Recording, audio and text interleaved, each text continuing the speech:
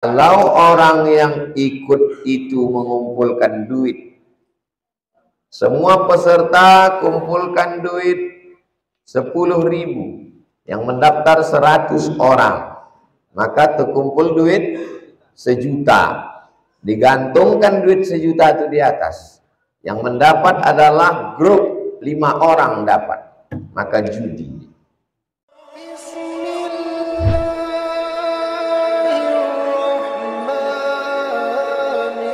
Apa hukum panjat pinang?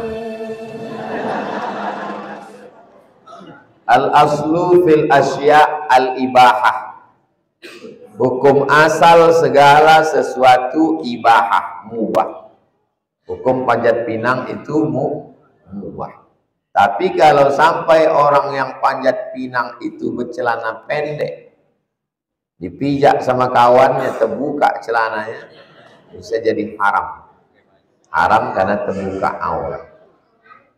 Kalau orang yang ikut itu mengumpulkan duit, semua peserta kumpulkan duit 10.000, yang mendaftar 100 orang, maka terkumpul duit 1 juta. Digantungkan duit 1 juta itu di atas. Yang mendapat adalah grup 5 orang dapat, maka judi. Jadi kalau mau buat hadiah, cari donatur, penyedia. Iuran itu hanya untuk minum, untuk konsumsi, jangan dijadikan untuk hadiah, karena dia bisa menjadi judi. Nah, ini panjat pinang. Apa hukum tarik tambang? Kaidah al-aslu fil asya al-ibahah. Hukum asalnya adalah boleh. Kapan dia menjadi haram? Kalau gara-gara itu menimbulkan permusuhan, perkelahian. Tambang emas, tambang nikel, tambang batu bara, tambang minyak, tambang gas, sudah habis semua diambil orang. Maka yang tinggal sama kita, tarik tambang. Jadi kalau Ustadz melarang tarik tambang, apalah yang tersisa untuk kami lagi Ustadz? Tambang nikel udah diambil orang, tambang batu bara udah diambil orang, tinggal tarik tambang ini pun Ustadz haramkan juga. Kejam kali lah Ustadz sama kami.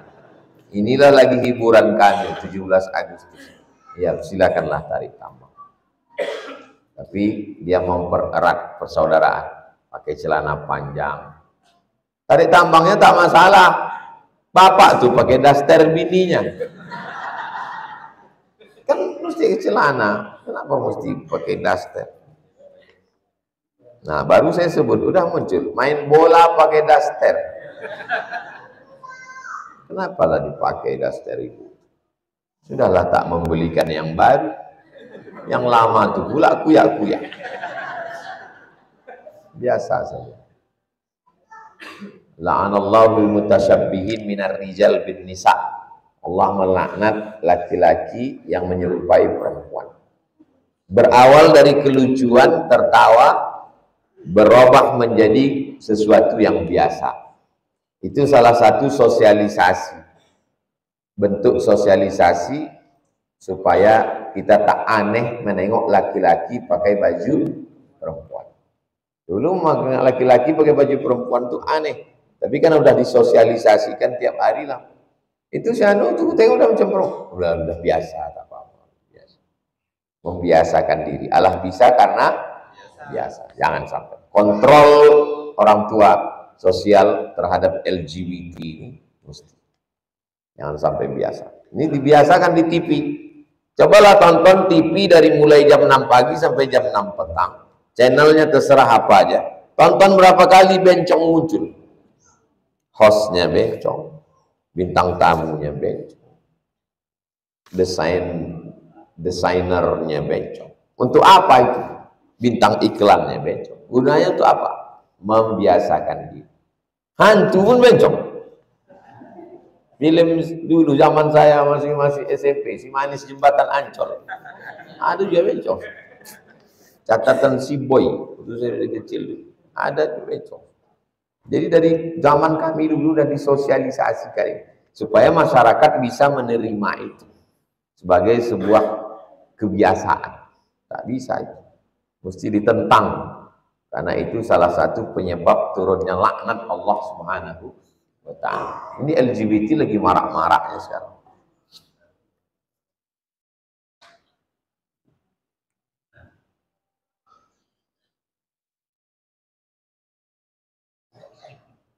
Apakah ketika kita main sosial media, kita melihat postingan yang kurang baik dan kita abaikan, apakah kita mendapat, apakah dosa skip, apakah perlu kita menunjukkan penolakan? Saya semua yang terkait dengan medsos, kalau hoax terkait dengan diri saya jelaskan. Hoax, buat gambarnya, screenshot, tulis itu hoax. Kalau terkait tentang perbuatan yang melanggar, umum saja. Umum. Macam saya menjelaskan ini, umum saja. Karena kalau satu postingan orang saya screenshot, lalu saya naikkan ke laman web, itu mengiklankan gratis untuk dia. Jadi bahas secara umum saja. Setiap masalah, dulu tentang perempuan berfoto menjulurkan lidah, selalu saya bahas. Segala fenomena itu dibahas. Perempuan selfie sendirian, dibahas. Tapi tidak secara khusus, secara am, secara umum. Supaya semua orang sadar. Itu amar ma'ruf nahi mungkar di medsos. Antum sanggup buat video pendek. Tapi yang sebut, jangan, itu nyari kelahi. Orang tidak ingat pesannya, yang diingat orang personnya. Kita ini mau person atau pesan? Pesan, bukan person. Buat video pendek. Lalu kemudian kalau tak sanggup, antum takut kena serang, ambil video ulama. Ambil video ulama, video Ustadz Adi Hidayat, video Buya Yahya. Ambil, posting yang sesuai. Saya menemukan banyak sekali video-video saya tausiah yang dipotong oleh jamaah yang positif-positif. Yang saya sendiri pun tak ingat kapan saya mencakapkan itu. Pas saya tonton, bagus sekali. Artinya dia mendengarkan itu dari awal sampai akhir. Didengarkannya dari awal, di menit berapa dia memotong itu. Itu kan dia mendengarkannya serius. Dengarkannya, habis itu dipotong ya menit sini. Saya tengok apanya. Oh. Dia bisa menemukan itu kan artinya dia nonton dari awal sampai akhir. Keseriusan dia. Jadi antum kalau sanggup terkait dengan segala hal. Masalah jilbab, masalah rokok, masalah LGBT, masalah pergaulan. Saya alhamdulillah diterima di Bank Riau Kepri Syariah. Saya minta diyakinkan oleh Ustadz kalau bekerja di bank syariah ini tidak riba dan gajinya itu halal. Seperti yang saya tahu, Dewan Pengawas Syariah BRK ini Ustadz Zulhendri Rais. Saya juga sudah melihat video UAS kalau kerja di bank syariah itu boleh. Saya ingin mewujudkan ekonomi Islam sehingga umat Islam selamat dari riba. Kalau tidak, kita umat Islam bekerja di bank syariah tidak akan terwujud ekonomi Islam.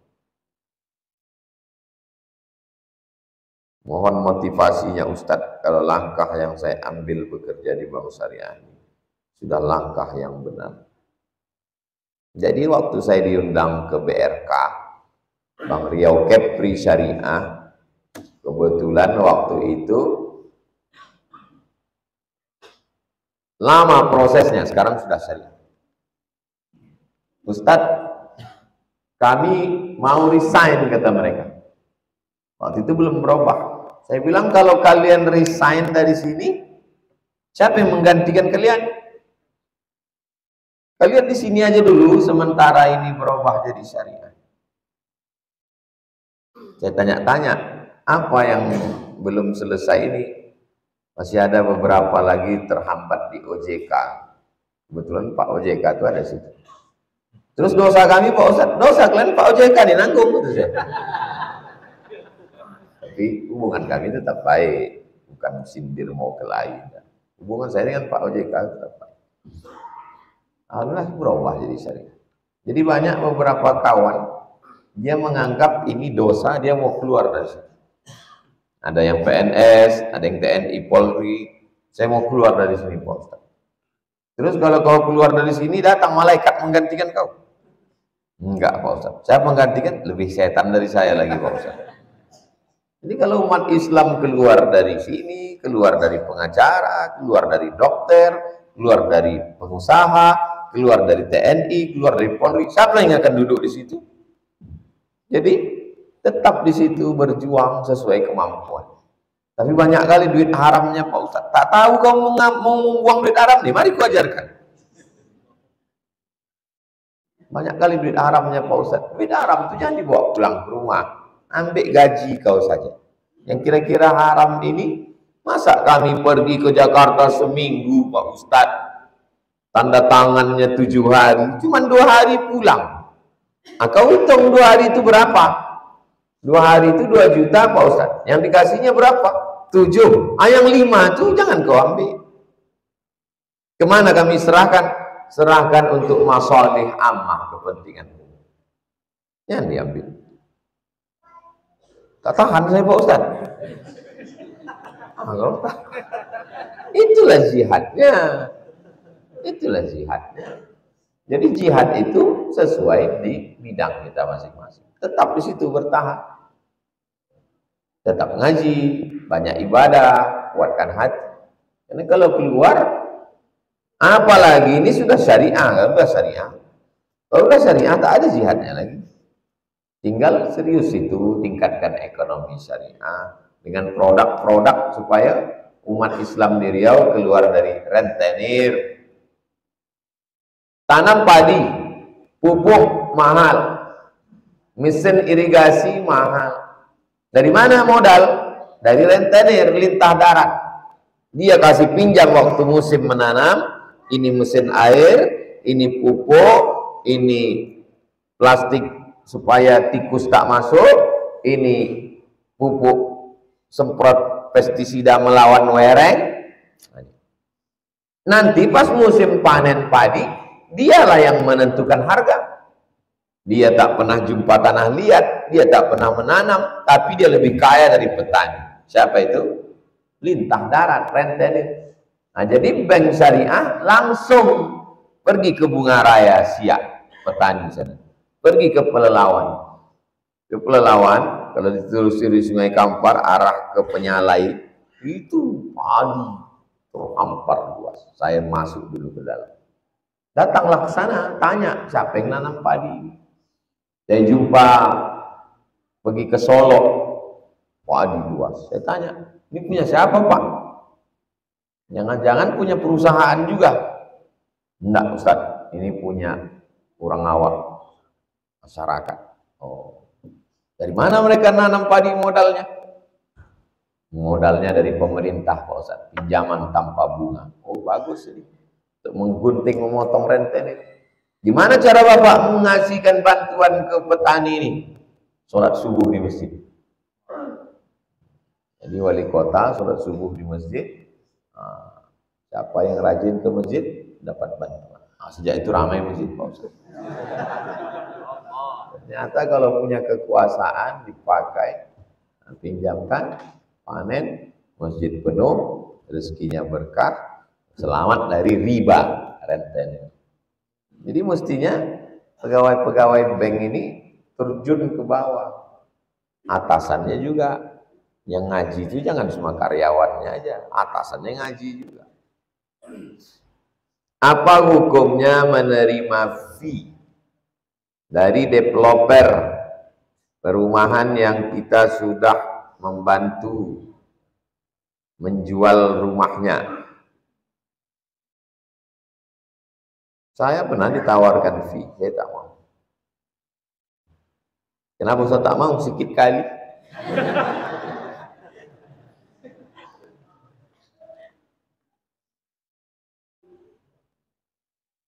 Hukum fee itu adalah hadiah selama tidak menghalalkan yang haram. Misalnya ada orang perumahan minta postingkan dia gambar saya berdiri di depan perumahan dia. Saya postingkan. Hukum asalnya halal. Kapan dia jadi haram? Ketika saya bilang hanya satu hembusan nafas ke pusat kota. Nah, itu bohong. Dari limbo panjang berapa kali hembus? Jadi jangan bohong. Jangan ada kadzib, jangan ada dusta di dalam. Banyak perumahan tidak banjir, tidak pernah banjir. Padahal tiap-tiap hari Ustaz banjir. Gerimis pun banjir Ustaz. Bohong. Memang marketing ini orang bohongnya. Mungkin nanti di neraka itu paling banyak orang marketing.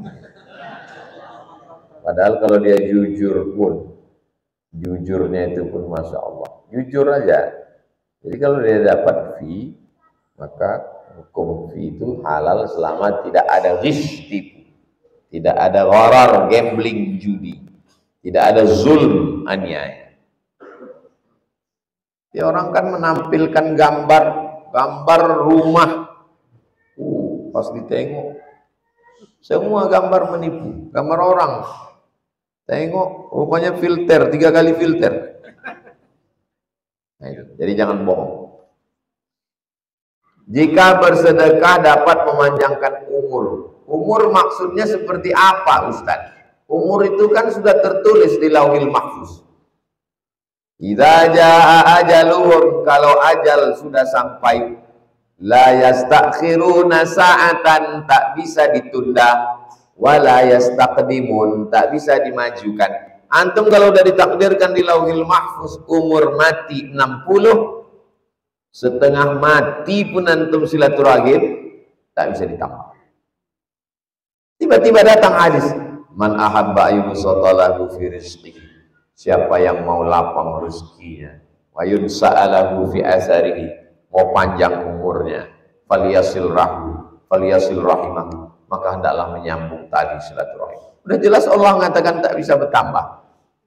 Mudah-mudahan yang silaturahim ini panjang umur, amin. Katanya satu yang ngaji, mana mungkin bisa bertambah? Setengah mati kita mengaminkan tak akan bertambah, itu kata dia. Maka jawabannya 2, kata Syekh Muhammad Mutawalli Asy-Sya'rani. Jawaban yang pertama, yamhullahu ma yasha'u wa yuthbit. Allah Maha Kuasa untuk menghapus Lauhil Mahfuz. Wa yuthbit, Allah Maha Kuasa untuk membiarkan yang udah 60 itu dibiarkannya atau dihapusnya atau ditambahnya. Wa indahu ummul kitab, karena yang punya Lauhil Mahfuz itu dia. Itu serah aku, kata Allah. Yang punya Lauhil Mahfuz aku, mau aku hapus, mau aku tambah. Yang punya aku kenapa kau urus, gitu ya Allah. Makna pertama dalam kitab Al-Fatawa Al-Kubra, fatwa besar Syekh Muhammad Mutawalli Asy-Sya'rani. Buku itu saya beli di Kairo, sampulnya biru, dipinjam Ustadz 10 tahun yang lalu, tak balik sampai sekarang. Dia katanya mau nulis disertasi, pinjam, saya antarkan, saya mengantarkan sampai sekarang. Mungkin mesti saya jemput juga. Al-Fatawa Al-Kubra. Jawaban yang kedua, kata dia umur tak bertambah. Kalau yang pertama tadi bertambah atau tak bertambah? Bertambah. Jawaban yang kedua, umurnya tak bertambah, tapi isinya bertambah. Semana umur tak bertambah, isinya bertambah? Umurnya 660 ml. Berdoa dia, panjangkan umurku ya Allah. 600 mililiternya tak bertambah, karena botolnya tak bertambah, tapi isinya belum. Isinya berubah. Yang awalnya isinya air putih berubah jadi madu. Ini kalau isinya air putih berapa harganya? 6.000.